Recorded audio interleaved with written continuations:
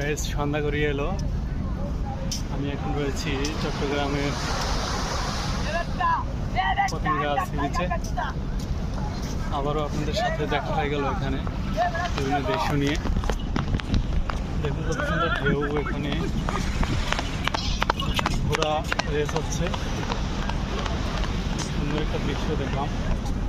ঘোড়া নিয়ে এগিয়ে যাচ্ছে, দৌড়ে যাচ্ছে।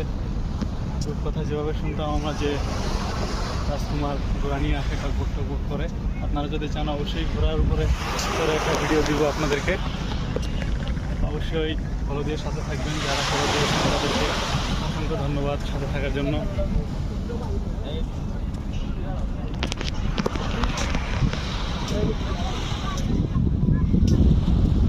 পরন্ত বিকালে আপনাদের মাঝে চলে আসলাম চট্টগ্রামে পতেঙ্গা সি বিচ থেকে।